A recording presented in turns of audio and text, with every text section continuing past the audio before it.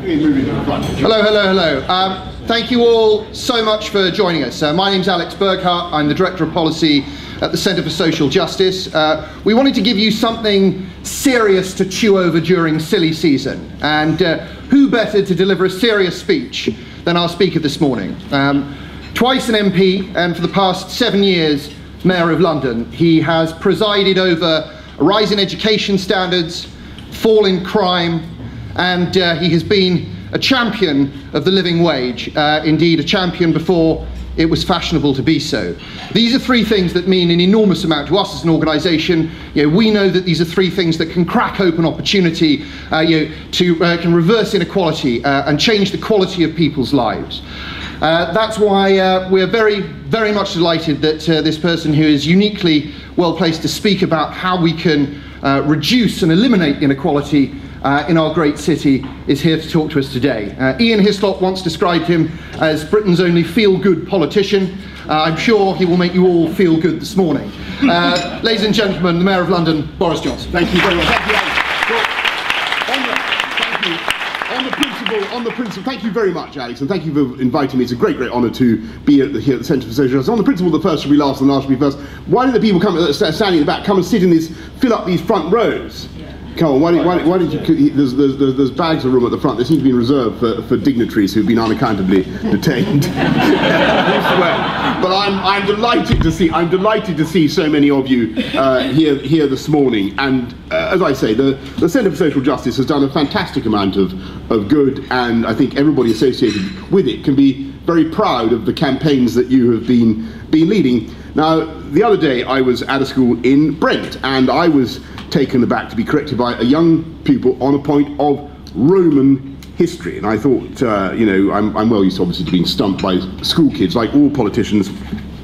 Does the Queen have a golden loo seat? What does Nick Clegg really do? What are 7/8? Thank you. Yes, every politician has to know 7/8. And this was he asked me a question. I was asked a question on a subject area where I felt I really ought to know my stuff. The kid was only 11, and the school in question is one where kids have every possible index of social deprivation. They have 50% pupil premium, 28% free school meals, drawn from every permutation of family background, one of the most ethnically diverse boroughs anywhere on earth. They're descended from Somalians and Sri Lankans and Indians and Nigerians and Jamaicans and St. Lucians and Poles and Romanians and Nepalese and Colombians and Brazilians and Portuguese and others. They are about 40% Afro-Caribbean, 40% Asian, 20% white working class. And in the proud words of their head teacher, I don't have a single white middle-class kid in the school.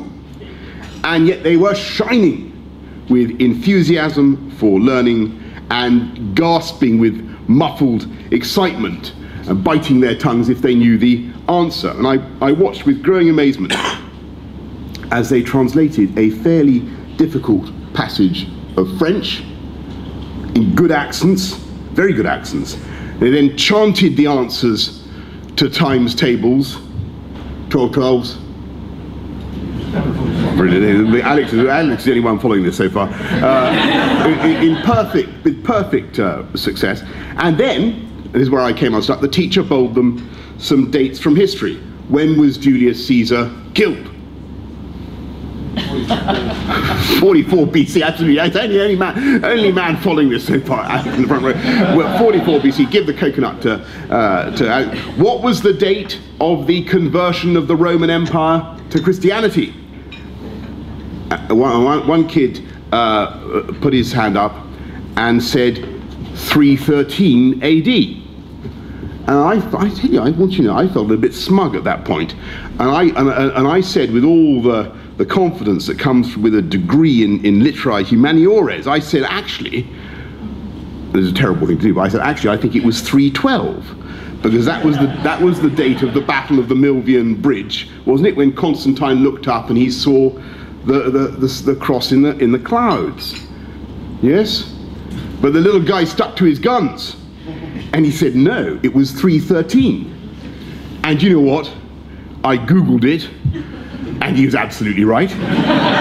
because that 313 was indeed the year of the Edict of Milan, and from which we date the conversion of the empire. And I have to say, as I sat with those 11, 12-year-olds, and they told me about their ambitions. At the age of 11, to be lawyers, doctors, politicians, they all wanted to be mayor for some reason, Oxbridge graduates. I felt, like Constantine himself, in that moment of dumbstruck revelation, when the clouds parted and he saw the gleaming message from on high. I saw the way forward for our city and our country. And I came out of that school a convert to the approach of Catherine Birbal Singh, and I want to evangelize for her today and all who share her attitudes, with its emphasis on knowledge and on discipline. Because I have never seen any other single institution in London that was so dramatically tackling the problems of our society. I've never seen any single programme that was so likely to succeed in reducing inequality and encouraging social mobility. And I know that we One Nation Tories, we're all One Nation, well, I don't know how many Tories there are here, but I'm a One Nation Tory. I expect there are a lot of One Nation Tories here. We One Nation Tories accept that for all the triumphs of the modern London economy, and it is sensational at generating wealth, it is still a lamentable fact that for the past 30 years, the gap has opened yet further between rich and poor. I'm seeing some nodding here. There's one obvious way to measure that gap, and by the way, our extraordinary willingness to watch that gap grow, and that is, of course, to look at the pay structures of FTSE 100 companies. And in 1980, they did a survey of 6 such companies, and they worked out how many times you'd have to multiply the average salaries of their employees to get to their salary of their best paid executive. And how much do you think it was? 6. Well, actually, it was between 13 and 44. It was roughly, one was 13, and one was the lowest 13, the top was 44. So, you know, round about perhaps 25 for, on average. They did the same survey in 1998, about the time Peter Mandelson announced that he was intensely relaxed about people getting filthy rich, as indeed am I. And this time they produced the average for the entire top 100 firms in Britain. The average top executives, what do you think what was the multiple by 1998? It gone up to 47. 47, not 47 times their lowest paid, by the way, which is the calculation you often hear, but 47 times the average pay of their companies. Folks, what do you think the multiple is today, in 2015? What do you think the multiple is? How high do they tower, those great corporate sequoias, over the rest of the tiny shrublets of humanity? How high do the Gullivers of capitalism loom over the rest of us? How high do, well, I'm not talking about Stuart Gulliver, obviously he's a very nice chap, necessarily. What's the answer? 120. Not 50, not 60, not 100, not even 120, 130 times. The multiple is now 130 times. And so it's more than quadrupled in the last 40 years, probably more than quadrupled in the last, I think I got that right, Harvey. Probably more than quadrupled in the last 40 years. And there's one executive now who pays himself 780 times the average earnings of his employees. And look, I stress, I'm a One Nation Tory. I do not want to eat the rich. I'm in favour of it. I understand that it is their initiative and their enterprise that creates jobs. I understand that the top 1% pay 30% of all income tax. And I think it's an economic advantage. I will go so far as to say this. It is an economic advantage, a sign of London's preeminence in the global economy, that we have more billionaires now in London than any city on earth.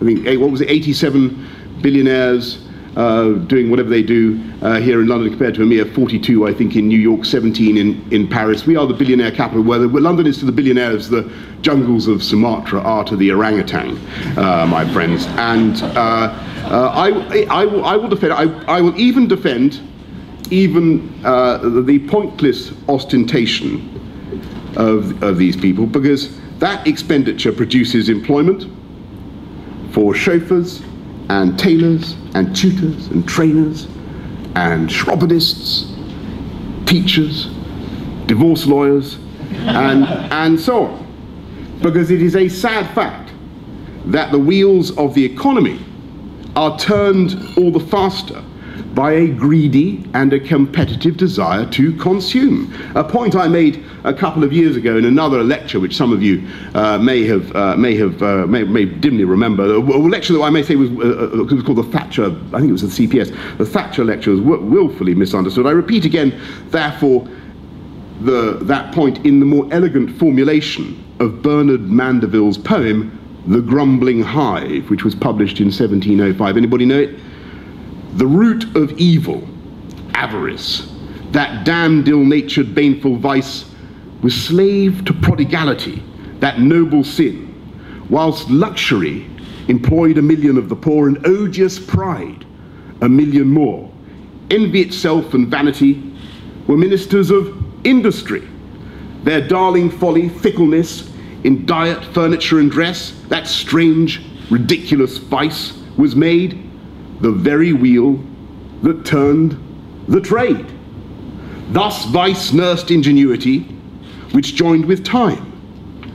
And industry had carried life's conveniences, its real pleasures, comforts, ease, to such a height the very poor lived richer than the rich before, and nothing could be added more. Now that was the cynical account in the early 18th century of how human consumption can be a driver of growth, and I'm afraid there is more than a grain of truth in that. And it's also true that you need a strong and dynamic market economy so that you can pay for good infrastructure and good public services. And symmetrically, you need the infrastructure and the schools and the public services to create the platform on which the entrepreneurs and the wealth creators can build the firms that employ the people that pay the taxes. And I think it was that message, by the way, that people understood at the recent general election. They understood that vital symmetry between the public and the private sectors, and that was why they went for the Conservatives and stability and one nation Toryism. But I believe that one nation Tories need to go further, and we need to go beyond trickle down, and we need to ensure that in a dynamic market economy there is real cohesion, a real sense of shared interest, a sense, as David Cameron has so often and so rightly said, that we are all in it together. And in my view, people will tolerate a wealth gap on the scale we see in Britain today if and only if we satisfy three conditions. One, that the wealthy do indeed pay their fair share of taxes, and I think George Osborne has been completely right to crack down on tax evaders and on large corporations whose tax contributions should properly reflect the scale of their business in this country. Yes? Second, I think people will accept the wealth gap if the people who work hard on low incomes and whose efforts are indispensable to the success of this city and this country are properly and decently rewarded by the firms that can afford to do so. And that's why I congratulate the Chancellor again on his initiative in the new national living wage. And I congratulate the CSJ on the campaigns that you have led for it. Now I stress, there are still millions in this city who can and should be paid the London living wage of £9.15 an hour. And I think it is outrageous, by the way, that there are chief executives earning 450 times the average pay of their employees, and yet whose firms are mainlining hundreds of millions of pounds of taxpayer-funded subsidies in the form of in-work credits that allow them to get away with low pay.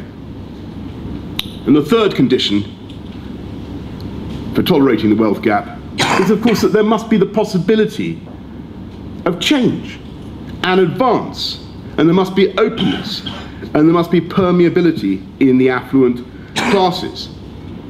And if we are going to have wealth gaps on this scale, there's got to be social mobility. And what is, of course, so worrying is that you're seeing social mobility in this country declining. It has declined over the last 3 decades, and you see it in every reputable study, from Alan Milburn to the findings of the work of the Sutton Trust. You know, professional middle-class jobs dominated by families who have professional middle-class jobs. Big top universities dominated by families who've been at top universities. You see it, I'm afraid, in the law, you see it in journalism, you see it in Parliament, just about every profession. You see it in acting. For heaven's sake, what was it? The Oscars was a competition between an old Etonian and an old Moravian. I mean, it's like some sort of bad joke. You see it in sport. It's decades since we had in this country a culture of bright kids from poor backgrounds in huge numbers bursting down the doors, exuberantly bursting down the doors of the establishment. And I think it is the job of One Nation Tories to be the door bursters and to bash down those barriers. And we should be giving the poorest a chance to compete on an equal footing with the affluent bourgeoisie. And in a city like London, a great urban economy like London, there are 3 equalizers. There are 3 great forces for giving them this equal footing. 3 ways in which we in the public sector have got to intervene to give people the opportunities that they need. And the first is obviously in housing and giving people the opportunity of home ownership. And if you can't get a mortgage for the entire thing, then giving them a part buy, part rent intermediate scheme, because there is an unmistakable link, psychologically, economically, you name it, between giving people the chance to own or part own their home and the rise of their ambitions and their professional attainments. Housing, one. Next, of course, transport. And that's because mass transit is absolutely essential to get people in a huge urban economy. Mass transit makes all the difference. If you can't get cheaply and efficiently from where you live to your place of work, you will not be able to participate in a great urban economy like London. And it is that investment in mass transit, which has been so colossal over the last few years, that is making the housing, the home building, viable in areas that were never viable before. And the third, well, what's the third? It's of course education. The third great equalizer is education, because it's no use us in the public sector building the homes and creating the transport links and creating the conditions for this fantastic efflorescence of high-skilled jobs as we have, if the kids growing up in London have neither the qualifications nor the aspirations to take those jobs. And that's why I think Catherine Barbel-Singh and her colleagues are showing the way. And Catherine Barbel-Singh and her colleagues are showing the way. It's not just that their pupils are learning Ozymandias, they did. Alex Ozymandias. They could all recite this, by the way. They could all recite this. They could recite all 32 lines of If by Rudyard Kipling. They could recite the whole of Invictus by W.E. Henley. You know, it matters not how straight the gate and all that sort of stuff.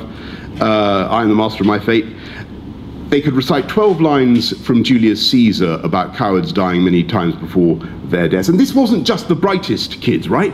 This was every single one of them accumulating a mental treasure house that they will never lose. And they're learning something, the kids in that school in Brent, they're learning something even more important.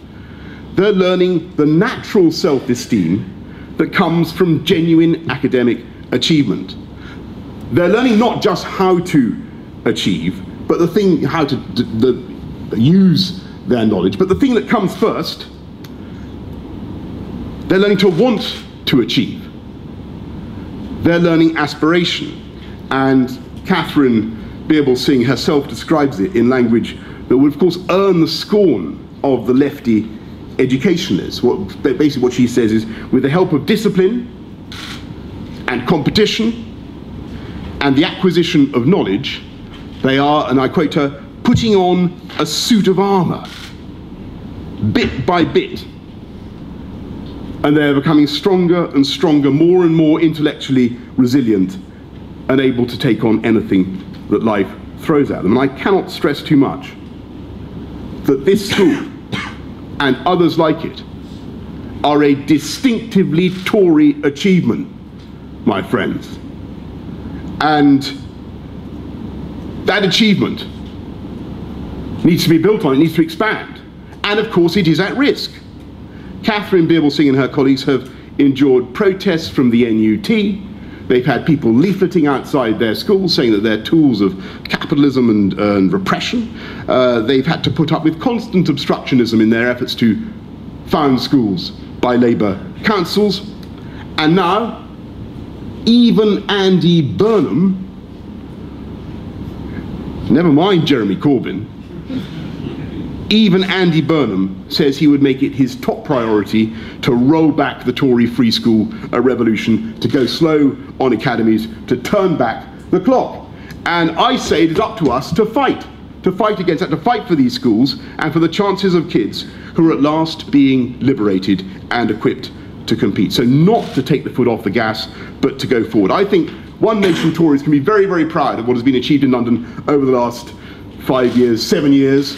As Alex said, to pick a period entirely at random, over the last 7 years, we have not only brought crime down by record amounts and all the rest of it, but we have built 100,000 low-cost homes, more than Labour ever did. 36,000 people helped into part rent schemes, helped onto the property ladder. The biggest ever programme of transport investment that this city has seen, revolutionising the tube. And we will, by the way, for all of you who struggled yesterday, and I apologise to you for what happened, we will go forward with a 24-hour tube that this city needs and this city deserves, and we will not be bowed and we will not be beaten by the bullies of the trades unions, my friends.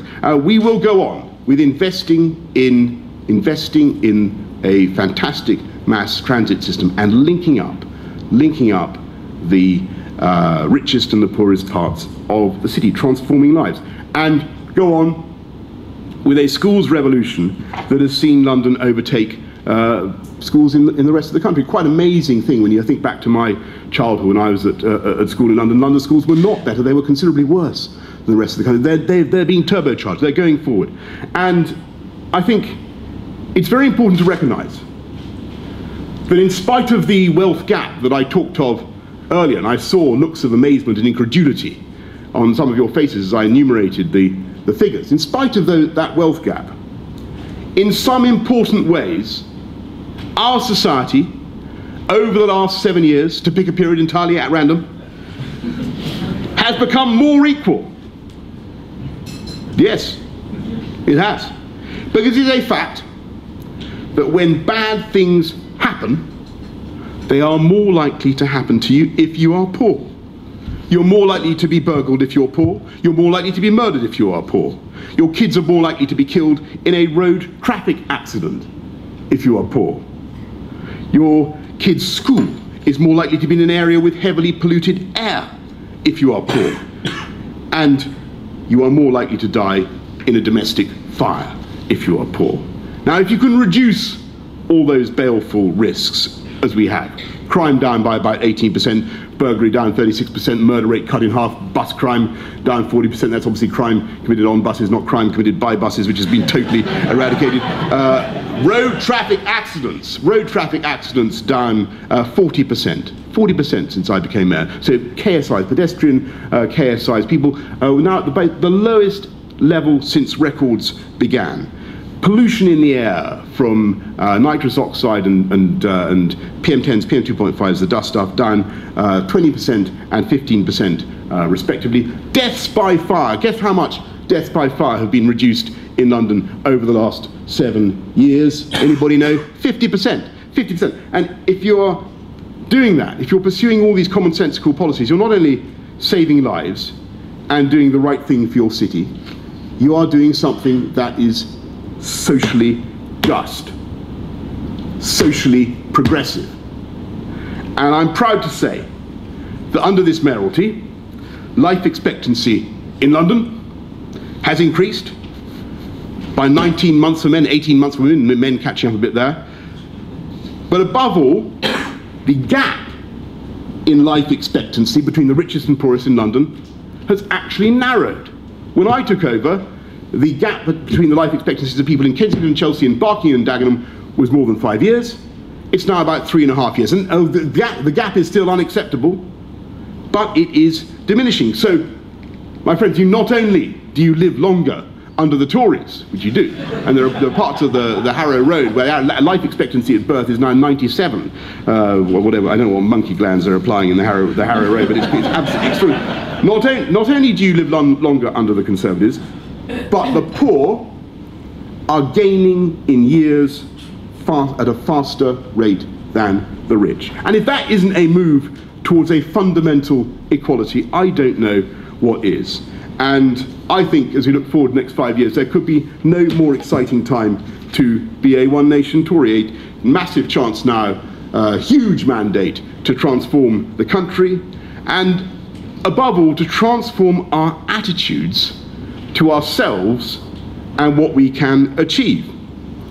In home building, as I've mentioned, in infrastructure, in education, and the jobs that those things create. And we can do it by following the astonishing example of those kids at the Michaela School in Brent and putting on bit by bit the armour of self-belief.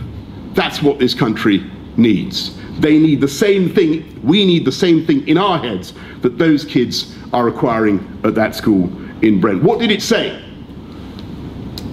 Alex. In the clouds above Constantine. Can you remember what it said? When the clouds parted, there was it wasn't just a cross, there was a message. By this sign. Yeah, exactly. It was either in Latin or Greek, or it was either in tuto nicar, or else it was in hoc vinces, and nobody quite knows. Maybe it was in both, like, you know, subtitles in a Belgian film. But anyway, that's what it said. It said, "In this you will win." That is the way you will win. That was the message, and that, I think, that approach is the way that we will win and win again for the people of this country, by pushing forward relentlessly with the three great equalizers of society and crusading for social justice. Thank you very much for listening this morning. Thank you.